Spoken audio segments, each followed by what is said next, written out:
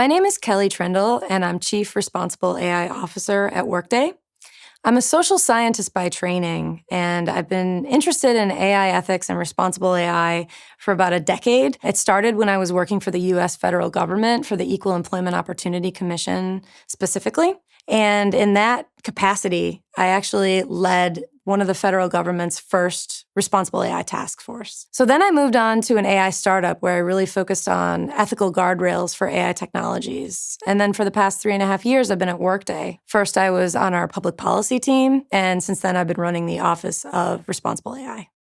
So today, we will learn why responsible AI is important. We're going to talk about the principles, practices, and people that make a responsible AI program work. We're also going to talk about how to get started with responsible AI and how to grow and mature a responsible AI program at your organization.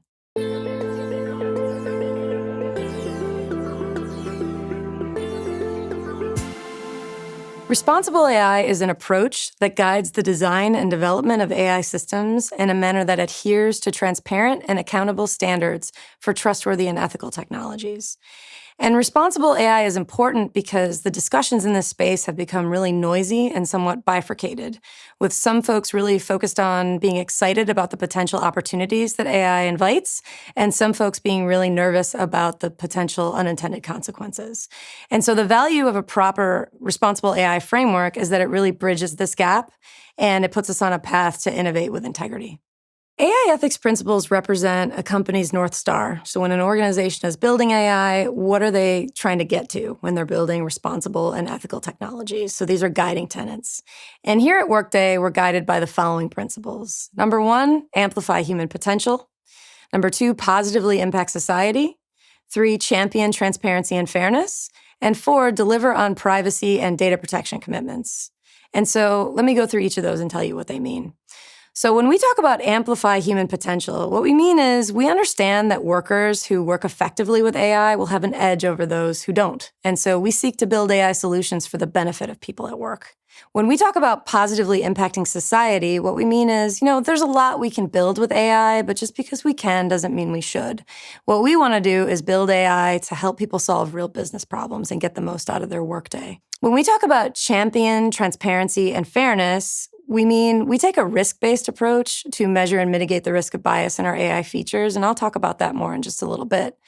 We're also very careful to document everything we can for our customers so that they can understand how our technologies were built, how they're monitored. And then when it comes to deliver on privacy and data protection commitments, we've been committed to protecting users' data from day one.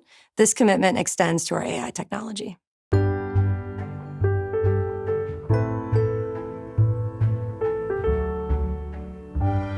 So AI ethics principles are really just the start. That's the foundation. What we really need to do is put them into practice. That's where the rubber meets the road. And so one way to do this is to leverage a risk-based approach to responsible AI governance. A really foundational aspect of that is that all new AI solutions should really be taken through a structured and scalable risk evaluation. And what we do at Workday, our risk evaluation, we've built it to be quick and efficient, making it easy to consider the context and the characteristics of the technology and determine the risk level, and then from there, the appropriate guidelines and guardrails. This analysis that we've built, and that I would recommend you build as well if you haven't already, is number 1, it takes into account what is the technology really? Does it meet the definition of AI? We use the OECD's definition of AI, for example. Number 2, does it have an impact to workers' economic opportunities? Very important. Number 3, is it actually targeted towards individuals? If a technology is targeted towards predicting or categorizing individuals, it's a higher risk level than if it's not. And then also we want to think about, is the technology built on sensitive or emerging technology foundation? So for example, anything that would be coming out of generative AI directly to a user, that's going to be a little higher risk because of the nature of how quickly this technology is evolving. And so then immediately upon completion of this risk evaluation, what we do at Workday is we deliver guidelines and guardrails directly to the development teams as soon as we deliver them the risk level. And this is based on, everything that I was talking about before with regard to our risk evaluation. But the actual guardrails and guidelines we deliver can really fall into 3 categories. So number 1, we want to make sure we're building these things in a way that's safe and secure, again, especially for those higher risk technologies. in a way that's human-centered and in a way that's transparent and explainable. And so important takeaways from all of this really are we want to build a risk identification and risk mitigation process that is robust, scalable, aligned with existing and developing regulations, tailored to your specific business and risk tolerance.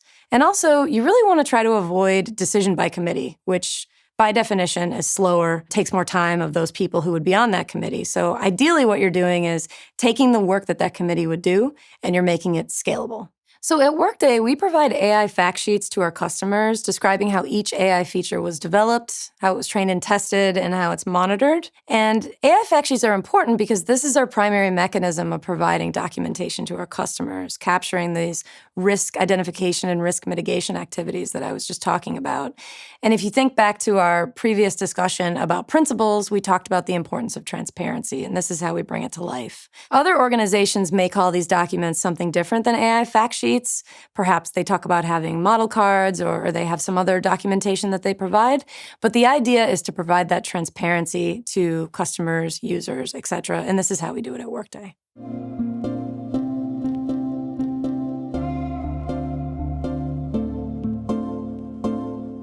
So with regard to AI governance at your organization, you have to think about who's going to actually lead that function. And best practice is to nominate a person to be in charge of AI governance. Recently, we've even seen this emerge as a requirement at U.S. federal agencies, so it's certainly taking life. So a chief responsible AI officer is charged with the responsibility of building and maintaining a company's AI governance program. This person sets the vision and the mission and the objectives, and they lead the team that maintains the relevant standards and controls. And this person also manages stakeholders outside of the immediate team, so across functions and seniority levels, to ensure that you have that horizontal and vertical alignment to support the AI governance program. So having a chief responsible AI officer is important. But the nature of this work really requires more of a diverse, cross-functional set of inputs for a workable and robust program. So at Workday, we have an executive advisory committee that meets monthly to provide guidance and oversight to the program. At other companies, you might call this a steering committee, or something similar.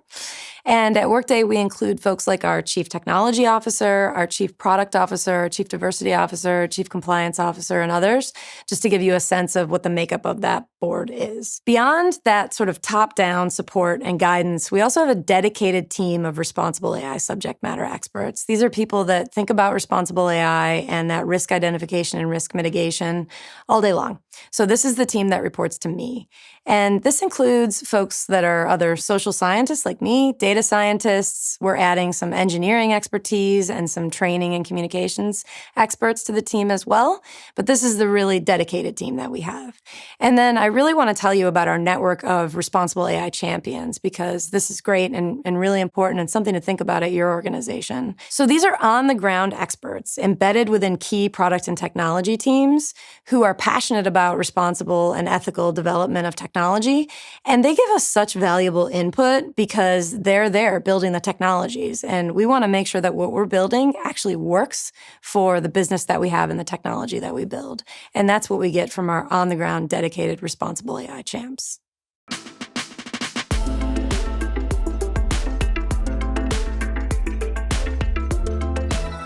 So once you have a leader in place for your AI ethics or responsible AI program, then that person will need to map important stakeholder groups. So look across the org and think, who needs to be involved with this at the beginning? So in the early stages of program development, this is probably a tight circle.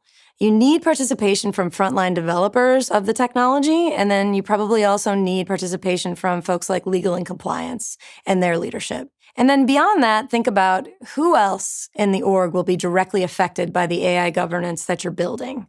So at Workday, that brought me to folks like our product managers, our quality assurance data scientists and engineers, our privacy and security experts, for example. At your org, probably similar, but maybe slightly different. And so then you have to, of course, approach those teams and those folks and ask them for that input and that participation.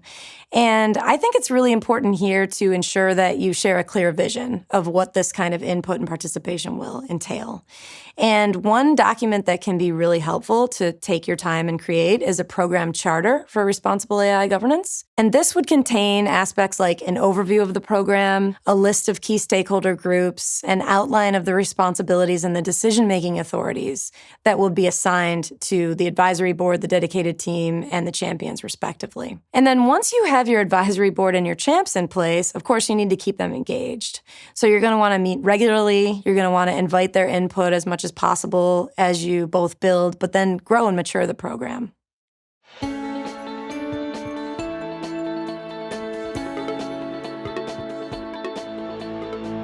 So a responsible AI program has to continue evolving in the ecosystem that we're in right now. So at Workday, we're constantly reviewing, reconsidering, iterating on our AI governance structures that I've been talking to you about today. And frankly, I'm probably lucky from my previous experience at a startup, because you always have to start with where you are, use what you have, and be nimble, be willing to adapt to a changing environment. Those are the kind of qualities that make a responsible AI program successful. And so, we understand at Workday that responsible AI, it's not only the right ethical thing to do, it's the smart business-wise thing to do. We're fiscally motivated to get this right at Workday. We put our customers in control of whether and how we use their data, and we want them to allow us to use that data. We're very transparent about it, and we know that they'll only allow us to do that if they trust us. Furthermore, we know that customers aren't going to adopt AI solutions that we build unless they trust us, and obviously we want them to adopt those technologies. That's why we build them. So we have a real business motivation to earn and maintain that trust. Additionally, rework is expensive. It does not behoove us to rush to market with an AI technology and then have to pull it back and make a lot of changes. So we want to get it right from the beginning. And then, we understand that an effective responsible AI program actually speeds up innovation. It's a false dichotomy that you can either be ethical or you can be fast. This is what responsible AI does, is it brings these two aspects together. At Workday, we talk about innovation and integrity and bringing these together. So this gives us a solid foundation and helps us understand and mitigate risks that arise along the way. And it clears roadblocks for innovation. I hope you've enjoyed this lesson as we talked about principles and practices and people that make up an effective AI governance program. And we care a lot about this at Workday, I think you can tell, and I know you do too. So thank you for joining us.